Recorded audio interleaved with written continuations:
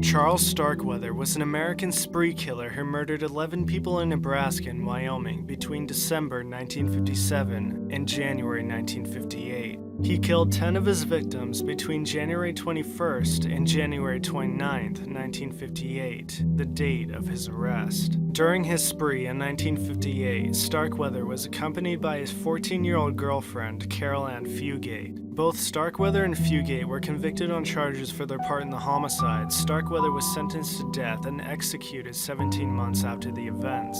Fugate served 17 years in prison, gaining release in 1976. Starkweather's execution by electric chair in 1959 was the last execution in Nebraska until 1994, when the people of Nebraska demanded the return of capital punishment. The killing spree that shocked the United States will go down in history beside Bonnie and Clyde as some of the most ruthless killers the states have ever seen. On January 21st, 1958, Starkweather went to Fugate's home to get his girlfriend.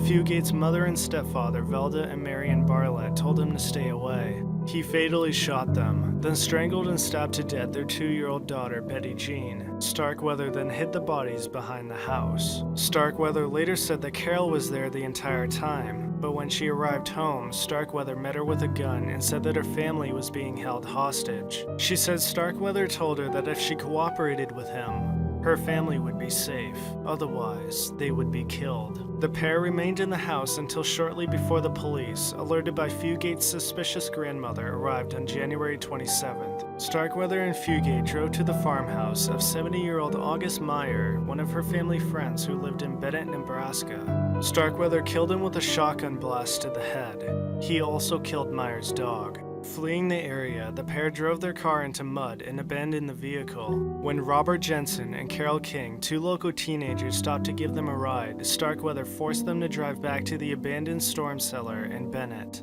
He shot Jensen in the back of the head. He attempted to rape King, but was unable to do so. He became angry with her and fatally shot her as well. Starkweather later admitted shooting Jensen, but claimed that Fugate shot King. Fugate said she stayed in the car the entire time. The two fled Bennett and Jensen's car. Starkweather and Fugate drove to the wealthy section of Lincoln, where they entered the home of lawyer Ward and his wife Clara. Starkweather stabbed their maid, Lillian Fency, to death, then waited for Lawyer and Clara to come home. Starkweather killed the family dog by breaking its neck to keep it from alerting the Wards. Clara first arrived alone and was stabbed to death.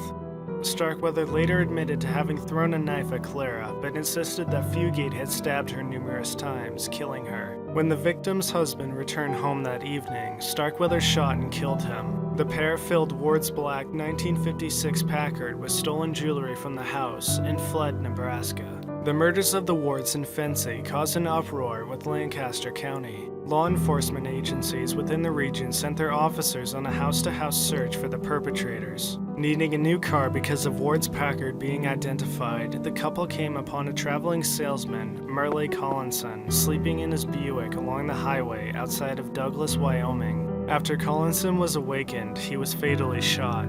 Starkweather later accused Fugate of performing a coup de grace after his shotgun jammed. Starkweather claimed Fugate was the most trigger-happy person he had ever met. Fugate denied ever having killed anyone in the spree. The salesman car had a parking brake, which was something new to Starkweather. While he attempted to drive away, the car stalled because the brake had not been released. He tried to restart the engine, and a passing motorist, geologist Joe Sprinkle, stopped to help. Starkweather threatened him with a rifle, and an altercation ensued. At that moment, Natrona County Sheriff's Deputy William Romer arrived on the scene. Fugate ran at him, yelling something to the effects of, "It's Starkweather, he's going to kill me." Starkweather drove off and was involved in a car chase with 3 officers. The car chase exceeded speeds of 100 miles per hour. A bullet fired by Sheriff Earl Hefton shattered the windshield, and flying glass cut Starkweather deep enough to cause bleeding. He stopped the stolen vehicle and surrendered. Starkweather was convicted of the murder of Jensen, the only murder for which he was tried.